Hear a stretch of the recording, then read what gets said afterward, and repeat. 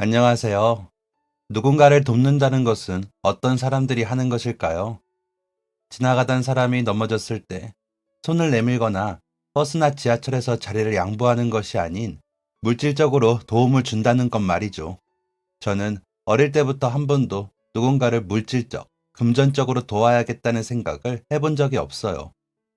우리 집은 어릴 때부터 무척이나 가난했기에 저는 늘 다른 사람에게 도움을 받는 사람이라고만 생각했거든요. 주변에서 나라에서 저를 도와주는 것만 생각했지. 제가 누군가에게 돈이나 물건을 도울 수 있다는 생각을 해본 적이 없어요. 물론 그렇다고 제가 다른 사람을 돕는 것에 완전히 손을 떼는 것은 아니에요. 금전적인 도움이 아닌 마음으로 누군가를 도와주는 일은 언제든 거침없이 나섰거든요. 버스나 지하철에서 어르신이나 몸이 불편하신 분들에게는 제가 아무리 피곤해도 먼저 나서서 자리를 양보해드리고, 계단이나 언덕을 오를 때 무거운 짐을 드신 분이 있다면 달려가서 그 짐을 나눠서 들어드리곤 했어요. 할 줄도 모르는 외국어라 말이 통하지 않으면 외국인이 길을 물어볼 때 직접 가는 방향까지 데려다 주기도 하고, 제 몸을 써서 할 수 있는 도움이라면 망설이지 않고 나섰어요. 하지만 아마도 그건 제가 가지고 있는 것이라고 생각해서 나눌 수 있었던 것 같아요. 돈은 늘 제 수중에 없었고 늘 부족했고, 한 푼이라도 쓰지 않아야 한다는 무거운 마음이 있었기에 그런 도움은 줄 수 없다고 자신을 단정 지었던 거죠. 할머니께서는 오랫동안 아프다가 돌아가시게 되었는데 5명의 자식은 모두 나 몰라라 했어요. 그 자식 중 가장 경제적으로 안 좋았던 저희 부모님이 유일하게 할머니를 모시고 와서 돌봐드렸죠. 돌아가시기 전 할아버지에게는 땅이 하나 있었는데, 할아버지가 돌아가신 후 할머니는 그 땅을 자식들에게 바로 나누어 주었어요. 첫째부터 차례대로 나누어 주었고, 아래로 내려갈수록 더 적은 금액을 물려주었죠. 가장 막내인 저희 아버지는 당연히 다른 형과 누나들보다 현저히 적은 금액을 상속받았고, 첫째 형이 자신이 가장 많은 유산을 물려받았으니 어머니를 모시겠다는 말을 철석같이 믿었어요. 그러면서 자신이 물려받았던 재산에서 어머니를 돌보느라 고생한다며 생활비까지 보태기도 했죠. 부모님은 가정 형편이 넉넉하지 않았음에도 마음만은 풍요로운 분이었어요. 돈에 대한 욕심이 전혀 없진 않았겠지만 인생에 큰 역할을 한다고 생각하는 분들은 아니었죠. 열심히 일하다 보면 언젠가는 충분히 모을 수 있을 거라고, 지금보다 더 나은 생활을 할 수 있을 거라는 긍정적인 마음을 가진 분들이었어요. 그랬기 때문에 자신이 가진 것이 없어 적게 받았으니 더 내놓으라고 횡포를 부릴 법도 한데, 그런 것도 없이 그저 나에게 주어진 만큼에 만족하셨죠. 오히려 그 돈을 다시 뱉어내기도 했고요. 어릴 때 부모님이 돌아가셨던 어머니는 시어머니였지만 결혼할 때부터 자신의 어머니처럼 생각하고 할머니를 대했어요. 할머니 역시 막내 며느리자 자신을 엄마처럼 잘 따르는 어머니를 무척이나 예뻐해 주셨죠. 그래서 아버지가 없는 살림에 할머니에게 생활비를 내셔도 어머니는 불만이 없으셨어요. 자신에게도 어머니와 같은 존재였기 때문에 당연하다고 생각했거든요. 처음에는 큰 집에서 할머니를 잘 모시는 것 같았어요. 할머니는 건강 상태도 좋아 보였고, 아들 내외 그리고 손주들과 함께 지내면서 할아버지가 돌아가셨을 때의 외로움과 허전함을 더 이상 느끼지 않으시는 듯 했죠. 하지만 2, 3년 정도가 지나면서 조금씩 집안에서 느껴지는 분위기가 달라졌어요. 할머니는 말수도 많이 줄어드셨고, 행동할 때마다 가족들의 눈치를 보고는 하더라고요. 그 당시 유치원생이라 어렸던 제가 느끼기에도 할머니의 행동은 어딘가 불편해 보였어요. 한눈에 봐도 집안에서 눈치를 주고 있구나 하는 걸 누구라도 느낄 수 있는 정도였죠. 저희 부모님 역시 그런 분위기를 눈치챘고, 어른들 모시는 게 당연히 쉽지 않은 일이라며 오히려 큰 집에 생활비를 더 올려주면서 할머니가 불편한 대우를 받지 않기를 바랐어요. 하지만 3년쯤 되었을 때 할머니는 건강에 이상이 생기기 시작했어요. 자꾸 소화도 안 되고 더부룩하다고 하시고 안색도 별로 좋지 않으셨죠. 걱정되었던 아버지는 할머니를 모시고 병원으로 갔어요. 여러 가지 검사를 한 결과 건강에 이상이 생겼음을 알게 되었고, 지속적인 관리와 치료가 필요하다는 이야기를 들었죠. 그리고 이와 같은 사실을 큰 집에 알렸는데 돌아온 반응은 냉담했어요. 아이들은 아직 어리고 두 분은 다들 일하시는데 무슨 수로 할머니를 그렇게까지 돌봐드리냐면서 짜증스러운 말투로 대놓고 싫은 표정을 지으셨죠. 부모님은 그래도 어머니가 아프시니까 부탁한다면서 관리만 잘하면 건강이 위독한 정도는 아니라고, 앞으로 병원비나 약값도 모두 본인이 부담하시겠다고 했어요. 마지못해 제안을 받아들이셨지만 이후로도 할머니는 좋은 대우를 받지 못하는 듯 했죠. 그렇게 6개월 정도 지난 어느 날, 큰아버지 댁은 친정의 가족 행사가 있어 다 같이 가봐야 한다며 며칠만 어머니를 부탁한다고 했어요. 그리고 그 후로 연락은 받지 않으셨죠. 약속한 날짜가 지나도 연락이 되지 않자 부모님은 어느 정도 운명이라고 받아들이셨어요. 어차피 그 집에서 할머니가 그동안 좋은 대우를 받은 것도 아니고 차라리 두 분이 직접 할머니를 모시는 게 마음이 더 편하다고 판단하셨죠. 비록 생활도 넉넉하지 않고 집도 좁기는 하지만 그래도 우리 집에서 할머니가 더 편안하실 거라고 생각했거든요. 부모님은 지극정성으로 할머니를 모셨어요. 저도 부모님이 일하시느라 늘 혼자 있던 집에 돌아오면 저를 반겨줄 할머니가 계셔서 오히려 좋았죠. 부모님이 일하러 나가신 사이에는 제가 할머니의 식사를 도와드리고 약을 챙겨드리면서 또래보다 더 의젓하고 책임감이 강해지는데 도움이 되기도 했어요. 생활은 이전보다 빠듯해졌지만 우리 가족은 나름대로 잘 해내고 있었죠. 하지만 그 다음 해부터 할머니의 건강은 급격하게 나빠지기 시작했어요. 약도 늘리고 통원 치료도 시작하고 중간중간 입원을 하기도 했죠. 할머니의 병세가 악화하면서 저희 집안 형편도 급속하게 악화하였어요.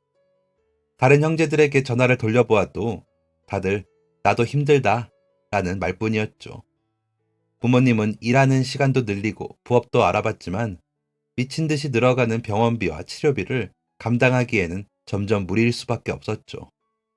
그래도 포기하실 부모님은 아니었어요.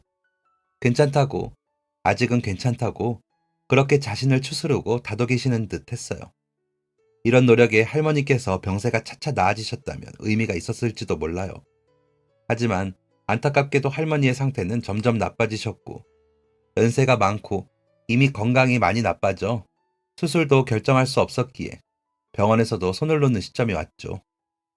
한동안 할머니는 집에 꼼짝없이 계셨고 돌아가시기 한 달 전쯤부터는 정신이 오락가락 하실 때도 있었어요. 여기가 어딘지 저희가 누구인지 알아보지도 못하시기도 했고 할아버지는 집에 언제 오냐고 물어보실 때도 있었죠. 저희 모두 그 모든 증세가 이제 우리에게 남은 시간이 얼마 없다는 뜻이라는 것을 알았어요. 결국 집으로 돌아온 지 몇 달 후 할머니는 돌아가셨어요. 장례식에 불쑥 고개를 내민 다른 형제들은 슬쩍 눈치를 보며 고생했다고 말하며 어깨나 두드리더니 돌아갔죠.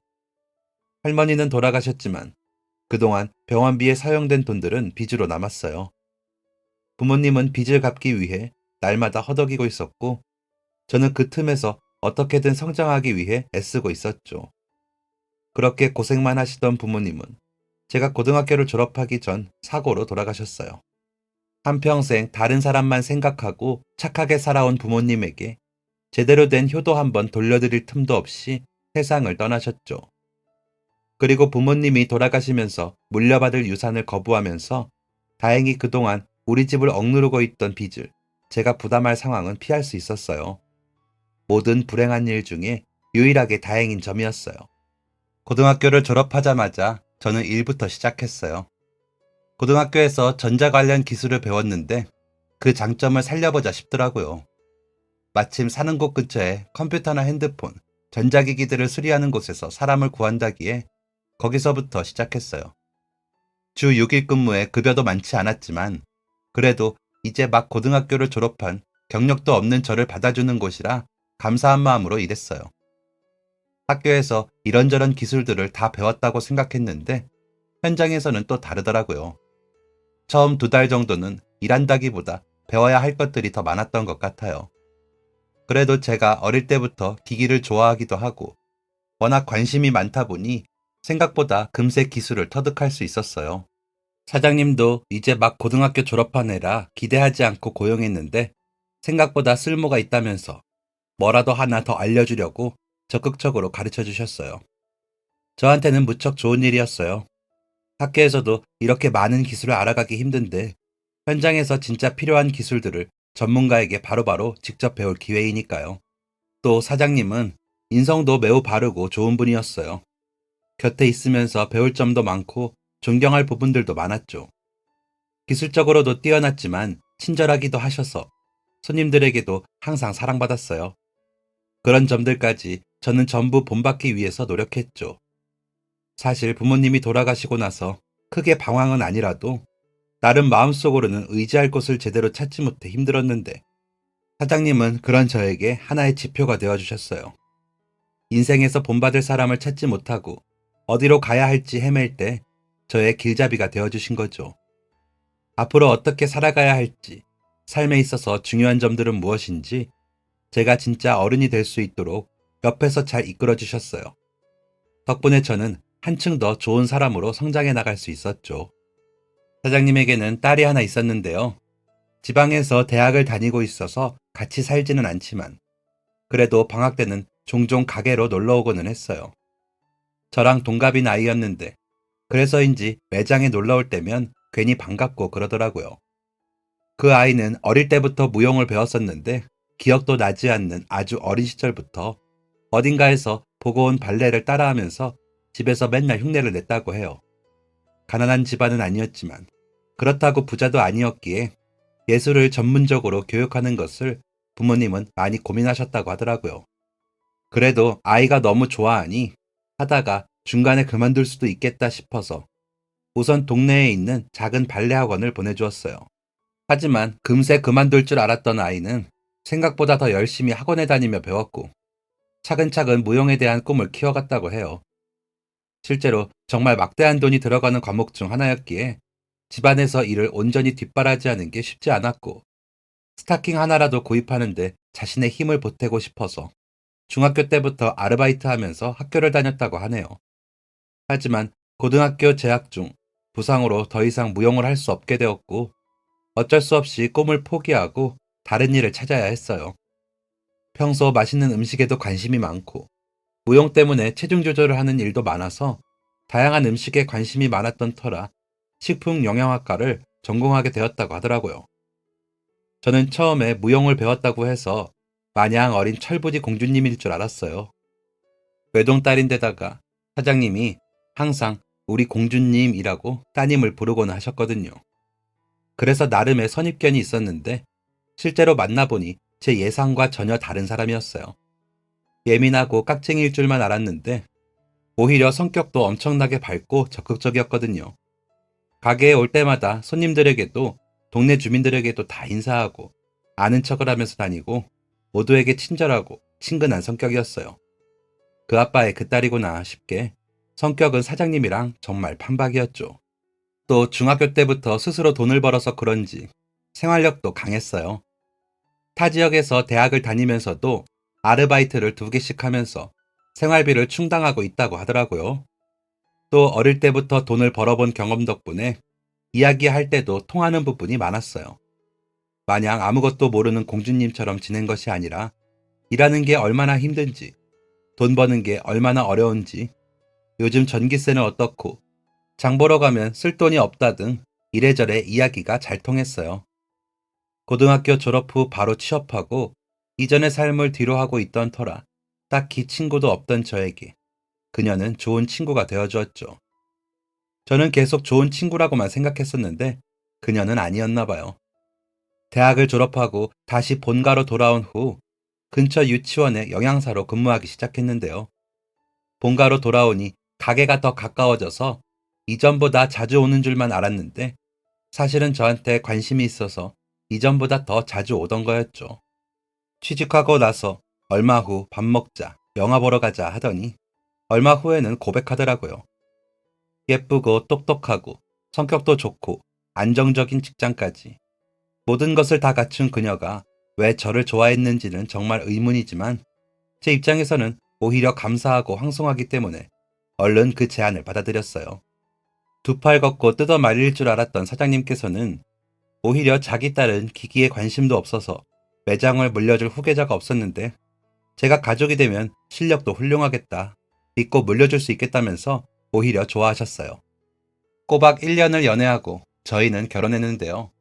사실 저는 배운 것도 없고 가진 것도 없어서 결혼 같은 거 못할 줄 알았어요. 그런데 이렇게 예쁘고 능력 있는 여자랑 결혼까지 한다니 정말 복 받았다는 생각이 들더라고요. 그래서인지 결혼식 날 저는 부족하지만 내가 잘할게 라면서 결국 식이 끝나기 전 엉엉 울고 말았어요. 보통은 신부가 결혼식에서 온다고 하는데 저희는 오히려 아내가 호탕하게 웃어버리고 제가 엉엉 울면서 결혼식이 끝났죠. 저의 결혼 생활은 완벽했어요. 물론 완벽의 기준은 사람마다 다르기 때문에 의견의 차이가 있을 수 있지만 제 기준에서는 돈이 없어 먹고 싶은 거 못 먹고 집세를 걱정할 필요도 없고 아내도 저도 서로를 사랑하고 아껴주었기 때문에 완벽하다고 표현할 수 있었죠. 다만 아쉬운 점이 하나 있다면 저희에게는 오랫동안 아이가 생기지 않았어요. 결혼하고 10년 가까이 아이가 생기지 않았는데 저는 괜찮다고 아내를 위로했지만 아이들을 좋아했던 아내는 아쉬움이 커 보였어요. 우리에게 아이가 생기지 않는 것이 자신의 탓이라며 슬퍼하기도 했죠. 그럴수록 저는 제가 아내에게 잘해야 한다고 생각했어요. 하지만 제가 이해할 수 없는 부분까지 공감을 해주기는 쉽지 않았죠. 어느 정도 아이에 대한 마음을 포기해갈 때쯤 몇 년간 투병 생활을 하던 장인어른이 돌아가셨어요. 그런데 마치 장인어른이 저희에게 선물이라도 보내준 것처럼 그로부터 몇 달 후 기적적으로 임신 소식이 찾아왔어요. 이제 자연 임신은 힘들 거라고 어느 정도 포기를 하고 있었는데 정말 기적이라는 말밖에 나오지 않았죠. 그동안 슬퍼하기만 했다는 것은 아니지만 그래도 몇 년 사이 가장 행복한 모습이었어요. 혹시나 우리 아이가 잘못될까봐 직장도 그만두고 집에서 몸조리하게 했어요. 아내는 이 정도는 움직여도 된다고 저를 과잉보호하는 사람이라며 나무랐지만 아내가 또다시 슬퍼하는 모습은 보고 싶지 않았어요. 그래서 제가 집에 있으면 부엌에서 물을 가져다 주는 것조차 대신해주고 손톱, 발톱도 다 제가 직접 잘라주었죠. 너무 오버하는 거 아니야? 라면서 핀잔을 주면서도 아내는 행복해 보였어요. 하루하루 배가 불러오면서 우리에게도 정말 아이가 생긴다고 하는 사실을 몸소 느낄 수 있었죠. 그리고 마침내 저희에게 소중한 아들이 태어났어요. 내가 아버지가 되다니 믿을 수 없었죠.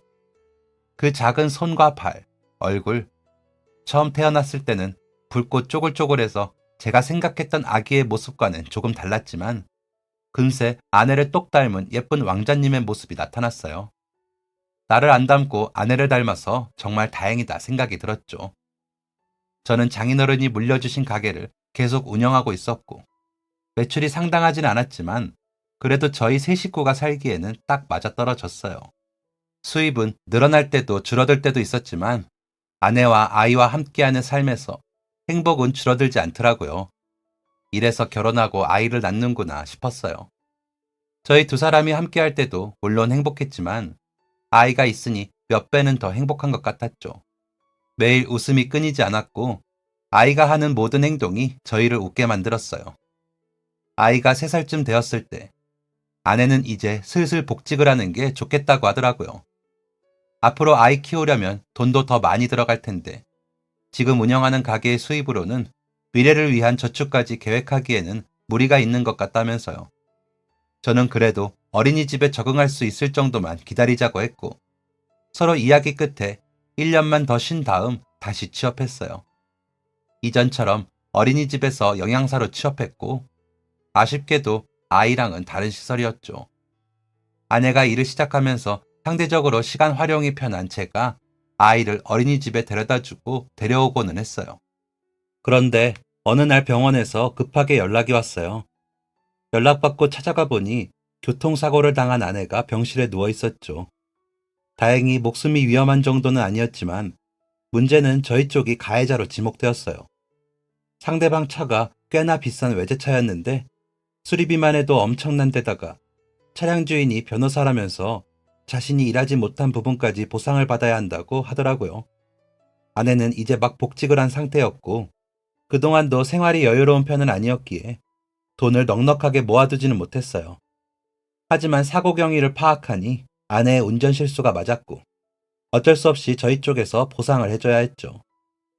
가지고 있는 재산을 탈탈 털어서 돈을 갚았는데 문제는 거기서 끝나지 않았어요. 아내는 운전 도중 갑작스럽게 눈앞이 흐려졌다고 했거든요. 그래서 검사를 받아보니 뇌 쪽에 종양으로 보이는 무엇인가가 있다고 하더라고요. 자세한 부분은 조직 검사를 해봐야 한다고 하는데 급격히 불안감이 엄습했어요. 그리고 검사 결과가 나오던 날 그렇게 간절하게 소원을 빌었는데 하늘도 무심하게 아내의 뇌에는 악성 종양이 자리 잡고 있었어요. 하필이면 수술하기에도 굉장히 까다로운 부위라 당장 손을 쓰기에 어려움이 있다고 하더군요. 우선 치료하면서 지켜보자고 하셨지만 제 귀에는 미래를 알 수 없으니 마음의 준비를 하세요 라는 말처럼 들리더라고요. 수술도 힘든 과정이지만 치료를 하는 것도 매우 힘든 과정이었어요. 나날이 약해져가는 아내의 몸과 힘겨운 치료 과정을 보면서 제 마음은 찢어질 것만 같았죠. 그래도 아내는 웃으면서 괜찮다고, 우리 아이 생각하면서 이겨낼 수 있을 거라고, 걱정하지 말라면서 오히려 저를 위로해주고는 했어요. 사람이 죽음에 다가갈수록 어떻게 되는지 이미 할머니를 통해서 보았기에 아내의 병이 한 단계씩 심화하는 과정을 도저히 모른 척할 수 없었어요. 우리의 마지막이 다가오고 있다는 생각을 떨칠 수가 없더라고요. 그리고 아내가 치료를 받은 지 거의 1년이 되어갈 무렵 강하게 버티던 아내는 결국 종양에 두 손 두 발을 들어 보이며 승자의 자리를 내주었어요. 아내는 혹시나 아이가 슬퍼할까봐 마지막까지 개구쟁이처럼 웃는 모습으로 아이와 작별 인사를 나누었어요. 언제나 밝고 건강한 아내였기에 그래도 우리 사이에 누군가 세상을 먼저 떠난다면 항상 저일 거라고 생각했는데 조그맣게 담긴 아내의 유고를 보니 전부 내 착각이구나 싶었어요. 그렇게 아내가 떠나고 아들과 저 두 사람만 세상에 남았어요.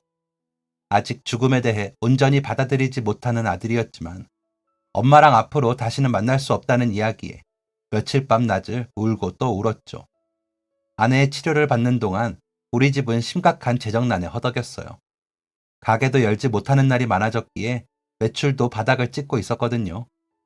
다시 저에게는 더 이상 아무것도 남은 게 없었어요.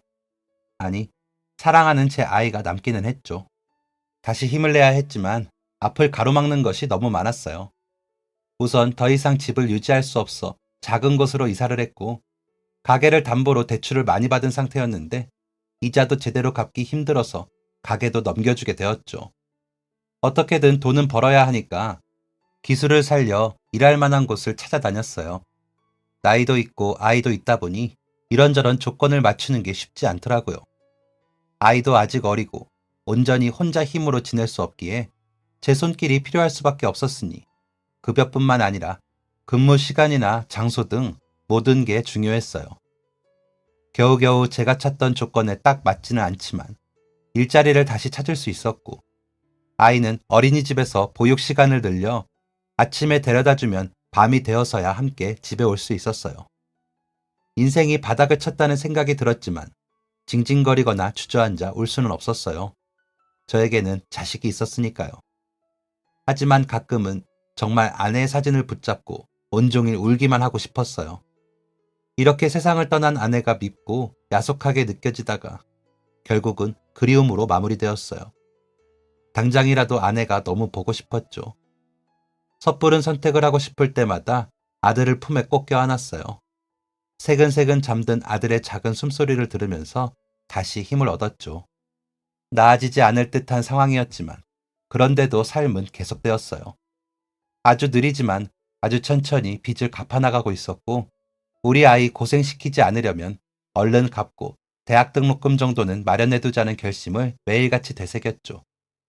초등학교에 입학한 아들은 이전보다는 제 손길이 필요하지 않았지만 그래도 엄마의 빈자리 때문에 혼자라는 기분을 느끼지 않았으면 싶었어요. 가능한 저녁은 집에 와서 먹으려고 했고 주말에는 함께 집 근처에서 공놀이라도 하려고 했죠. 뭔가 대단한 추억을 선물해주지는 못하지만 이렇게라도 아들이 엄마가 없는 쓸쓸함을 느끼지 않았으면 했어요. 그러던 중 출근길 빙판에서 넘어지는 바람에 팔을 다치게 되었어요. 넘어지면서 접질린 정도겠거니 했는데 엄청나게 부어오르더니 통증이 감당하기 힘들 정도라 어쩔 수 없이 병원에 갔죠. 갔더니 뼈가 부러졌다고 하더라고요. 팔꿈치 아래쪽부터 가운데 있는 손가락이 이어지는 부위까지 골절이 되었다고 하더라고요. 수술에 들어가야 한다고 하는데 당장 일은 어떡하지 싶어서 눈앞이 캄캄해졌어요. 어쩔 수 없이 날짜를 잡고 다음날 수술을 받기로 했죠.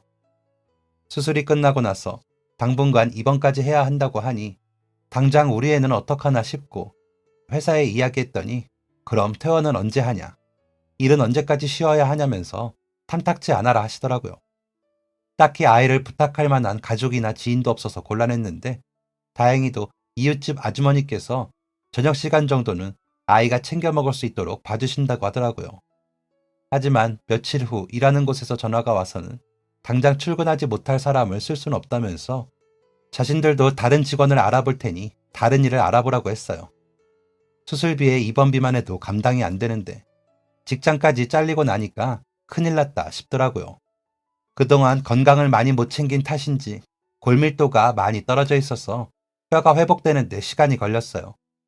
3주 가까이 입원하게 되었고 퇴원을 하고 집으로 돌아왔는데 여전히 한 달 이상은 깁스하고 있어야 한다고 하더라고요.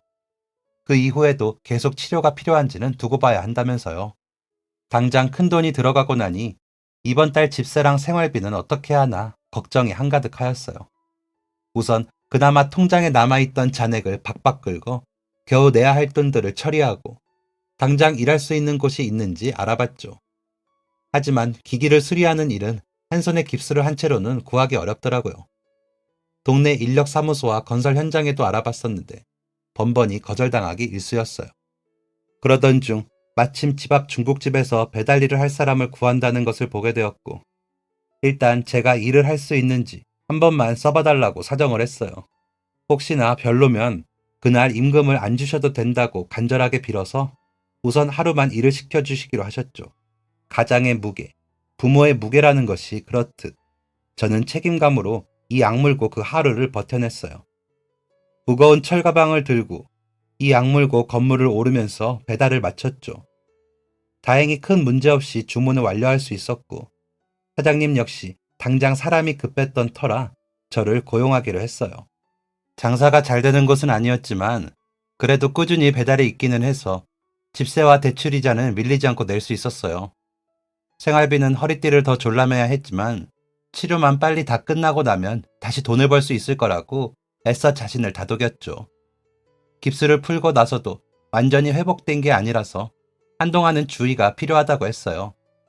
가능한 몇 주 동안은 팔을 쓰지 않는 게 좋다고 하면서 고정밴드 착용을 권하시더라고요. 저 역시 괜히 섣부르게 움직이다가 앞으로도 쭉 팔을 움직이기가 불편해진다면 제 일에도 지장이 생길 수밖에 없으니 극도로 조심했어요. 그 사이 생활비는 늘 아슬아슬했어요. 요즘은 학교 준비물도 왜 이렇게 다 비싼지. 돈 들어갈 곳은 점점 늘어나는데 돈 나오는 곳은 없고 정말 죽겠더라고요.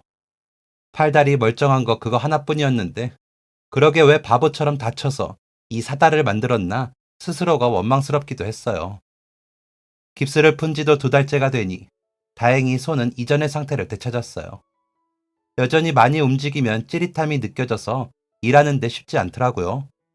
다행히 수리점 한 곳에 취직을 할 수 있었지만 많이 움직이거나 한 자세로 장비를 오래 들고 있으면 손이 아프다 보니 일손은 더디기만 했어요. 정식 고용도 아니고 제가 수리를 하는 만큼 인센티브처럼 돈을 받는 곳이라 한 대라도 더 빠르게 작업을 해야 하는데 도저히 일은 속도가 나지 않고 점점 스스로가 한심하고 이렇게 사는 저 자신이 비참하게 느껴지기도 하더라고요. 그렇게 자기 비하만 늘어가는 사이 저 자신만 불쌍하게 여기느라 아들을 신경 쓰는 것을 잠시 뒷전으로 했어요. 익숙한 날짜에 깜짝 놀라 확인해 보니 아들의 생일이 하루 지나 있더라고요. 생일이라고 아빠한테 말도 못하고 눈치만 보다가 결국 케이크 한 조각 먹지 못하고 하루를 보냈을 아들의 모습을 생각하니 너무 미안해졌어요. 그래서 오늘은 오랜만에 햄이랑 소시지도 잔뜩 넣고 아들이 좋아하는 부대찌개를 끓여줘야지 하면서 슈퍼에 가서 재료를 골랐죠. 계산하기 위해서 줄을 서 있는데 앞쪽에서 약간의 소란스러운 소리가 들렸어요.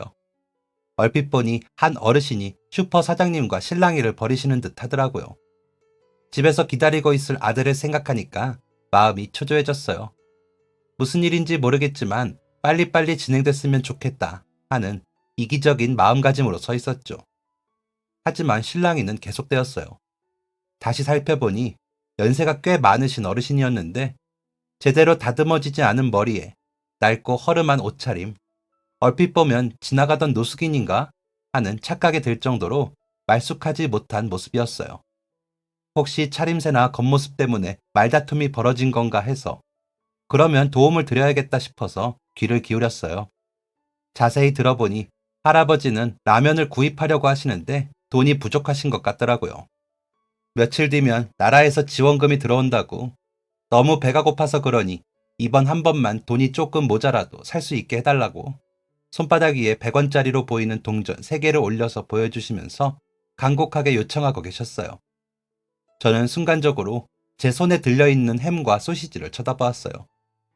이 햄 하나만 하더라도 할아버지의 라면 한 봉지 가격보다 비쌀 텐데 잠시 고민이 되었지만 이내 고민은 저 자신의 합리화로 사라졌어요.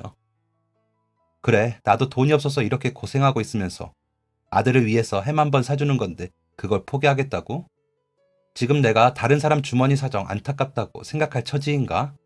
하는 생각이 들었거든요. 그래서 애써 다른 곳을 보면서 모른 척을 하고 있었는데 앞에 엄마 심부름을 왔는지 두부를 들고 서 있던 여자아이가 그 모습을 보면서 씩씩거리는 게 눈에 보였어요. 아이 눈으로 보기에 할아버지의 사정이 안타까운가 하는 가벼운 생각을 하고 있었는데 아이는 한참을 씩씩거리더니 이내 무엇인가를 결심한 듯 자신이 들고 있던 두부를 비어있는 장바구니에 내려두더니 작은 발걸음을 쿵쿵거리며 실랑이를 벌이고 있는 할아버지와 사장님에게로 다가갔어요. 사장님, 할아버지가 일부러 그러시는 것도 아니고 돈을 아예 안 내시는 것도 아니잖아요.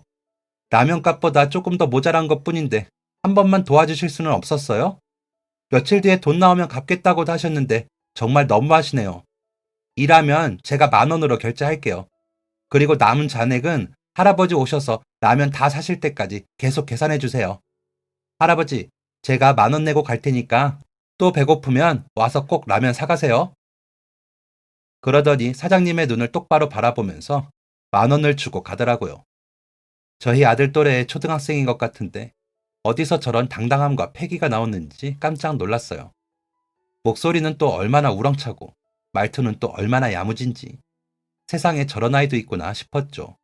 그리고 자신이 장 보려던 돈을 선뜻 할아버지를 위해 주고 간 그 아이를 보면서 오늘 일당을 가슴에 품고 있던 제가 부끄러워졌어요. 지금 당장만 보더라도 라면 하나를 사는데도 돈이 부족한 할아버님보다 제가 가진 돈이 더 많은데 저는 왜 그 돈이 아까워 힘들어하는 어르신의 모습을 애써 외면했을까 생각이 들었어요. 그리고 그 아이를 보면서 스스로가 부끄러워지더라고요. 어른으로서 솔선수범에 모범을 보여도 부족한데 오히려 저렇게 어린아이에게 제가 깨달음을 얻고 있다니 말이죠. 저는 잠시 망설이다가 들고 있던 물건들을 내려놓고 얼른 여자아이를 따라 뛰어갔어요. 빠른 걸음으로 가고 있는 아이를 겨우 불러세울 수 있었죠. 아이는 어리둥절한 표정으로 저를 올려다보았어요. 아까 슈퍼에서 정말 멋지더라. 아저씨는 어른인데 그런 상황에서 선뜻 나서지 못했어. 네 모습을 보니까 너무 부끄럽더라. 그래서 이거 원래라면 아저씨가 냈어야 하는데 네가 대신해서 지금이라도 늦었지만 받아줘. 저는 아까 아이가 내밀었던 것과 같은 10,000원을 내밀었어요. 아이는 받지 않겠다고 손사래를 쳤지만 저는 얼른 받으라고 아이의 손바닥 위에 내려두고 마저 거절하기 전에 빠르게 뒤돌아서 집까지 뛰어갔어요. 그날 저녁 아들에게는 좋아하는 햄을 구워주지 못하고 계란 후라이와 참치캔으로 김치찌개를 만들어서 늦은 생일을 축하했어요. 부끄러움에 슈퍼에서 급히 나오느라 재료를 제대로 사오지 못한 탓이었는데 그렇게 별거 없는 밥상마저도 아들은 아빠가 해준 요리가 제일 맛있다며 웃으면서 먹어주더라고요. 아들의 웃는 모습과 슈퍼에서 여자아이가 돈을 내미는 모습이 계속해서 가슴에 남았어요. 그리고 이제 한심하게 자기 비하만 하는 대신 못난 어른 대신에 힘을 내주는 아이들을 위해서라도 다시 정신 똑바로 차리고 살아보자 생각이 들었어요. 그날 저녁부터 다시 이를 꽉 깨물었어요. 인터넷으로 골절 이후에 어떻게 관리를 하면 좋을지를 알아보고 온찜질, 냉찜질, 마사지, 필요한 것은 다 했죠. 병원에서 줬지만 덥고 불편하고 왠지 의욕이 생기지 않아서 제대로 끼고 다니지 않았던 밴드도 열심히 끼웠어요. 중간중간 마사지와 찜질을 하면서 기기를 수리하는 속도도 높였죠. 몇 주 뒤부터는 주변에 부탁해서 대리운전도 시작하게 되었어요. 아이가 자는 밤에 나가 일한다는 게 마음에 쓰이긴 했지만 이제 초등학생이기도 하고 빨리 돈을 벌어서 편안한 삶을 살 수 있도록 해주는 게 오히려 아들을 위해서 더 좋은 일이라고 생각했어요. 돈 되는 일이라면 추가 작업도 마다하지 않았고 아들에게는 미안하지만 태권도 학원을 보내주고 주말에도 근무했어요. 그렇게 정신없이 달려온 지 어느새 7년. 그 사이 정말 숨 쉬는 시간에도 돈을 벌었던 것 같아요. 언제 잠을 자는지도 모를 만큼 밤낮 없이 미친 듯이 일만 했죠. 그래서 3년 차에는 남은 대출 잔금을 갚았고 5년 차에는 직접 스마트폰과 컴퓨터, 노트북을 수리해주는 가게를 차렸어요. 빠르고 실력이 좋다고 소문이 나서 찾아오시는 분들도 많았고 택배 서비스를 시작해서 전국 각지에서 찾아주는 단계에 이르렀어요. 요청하는 물량이 너무 많다 보니 직원을 한 명 더 고용했고 지금은 매장 2개를 운영하면서 일하고 있어요. 스마트폰 수리뿐만 아니라 케이스나 액세서리도 판매하고 액정, 스크린도 붙여주었죠. 핸드폰과 컴퓨터, 노트북 관련해서 필요한 물품이나 서비스는 전부 저희 매장에서 이용할 수 있었어요. 그리고 운이 좋게 다른 사업을 하는 분과 인연이 닿아서 노트북 렌탈 서비스 사업을 시작했는데 이게 생각보다 괜찮은 사업이더라고요. 7년이라는 시간이 누군가에게는 아주 짧을 수도 있고 저는 하루 24시간을 거의 꽉 채워서 썼기 때문에 꽤 긴 시간처럼 느껴졌어요. 그 시간 동안 정말 죽을 듯이 노력했더니 사업도 확장할 수 있고 큰 돈을 벌 수 있게 되더라고요. 그 시간이 절대 쉬운 과정은 아니었지만 지금의 생활을 보면 당연히 그럴 가치가 있었다고 생각해요. 저희 아들은 좋아하는 장난감으로 꾸며진 방을 갖게 되었고 다른 친구들이 배울 때 부러워하던 수영도 배울 수 있거든요. 생일에는 친구들을 초대해서 큰 케이크를 두고 파티도 할 수 있어요. 또 지난날 제 부끄러운 모습을 떠올리며 꾸준히 기부와 자원봉사도 하고 있었어요. 지역의 어르신들을 위해 기부하고 있고 한 달에 한 번은 아들과 함께 노인복지시설을 방문해서 식사 도우미도 하고 세탁도 도와드리고 다양한 행사 프로그램도 도움을 드리고 있죠. 그날도 아들과 함께 복지시설에 봉사를 하러 가는 날이었어요. 봉사자들은 담당해 주시는 분이 계시는데 저에게 소개해주고 싶은 분이 있다면서 한 여성분을 소개해 주시더라고요. 저랑 나이 또래도 비슷하고 아이들도 동갑이라서 서로 잘 통할 것 같다면서 소개해 주셨는데 대놓고 이야기하진 않으셨지만 일종의 소개팅 같은 거였어요. 저는 부끄러운 마음에 도망치고 싶었지만 상대 여자분도 굉장히 수줍어하시면서 어떻게 해야 할지 모르셨기에 차마 그럴 수가 없었죠. 저희는 테이블에 같이 앉아 식사하면서 이런저런 이야기를 나누었어요. 남편은 결혼한 지 얼마 안 되어서 병으로 세상을 떠났고 그 후로 혼자서 아이를 키우고 있다고 하시더라고요. 둘 다 혼자 아이를 키워온 데다가 아이들의 나이도 동갑이라서 이래저래 말이 잘 통했어요. 원래는 얼마 전까지 다른 지역에서 지내면서 복지시설에서 봉사하셨었는데 이번에 이사를 하게 되면서 같은 재단에서 운영 중인 곳이 있다는 것을 알게 되어 방문을 하게 되셨다고 하더라고요. 이사 온 지 얼마 되지 않아 아직 동네에 대해서도 잘 모르겠다고 하셔서 시장은 어디를 이용하는지, 애들 학원은 어디를 보내는지, 아이들이 자주 가거나 좋아하는 장소들은 어디인지 등등을 알려주다 보니 하루가 금방 갔어요. 저희는 연락처를 교환하면서 언제 한번 아이들이랑 다 같이 만나서 밥이라도 먹자고 하며 헤어졌죠. 그리고 일주일 정도 지난 후 저희는 아이들을 데리고 다시 만나게 되었어요. 여성분의 딸이 이 동네에 온 지 얼마 안 되어서 친구도 없고 곧 방학이라 몇 달 동안 심심하고 외롭게 지내지 않을까 싶어 방학하기 전에 같은 동네 친구를 사귀어두면 좋겠다 생각이 들더라고요. 사람도 여럿이니 배드민턴이라도 치자고 이야기가 나와서 간식거리랑 배드민턴 채를 챙겨서 공원에서 만났어요. 멀리서 그분이 딸과 함께 오는데 딸의 모습이 어딘가 매우 익숙했어요.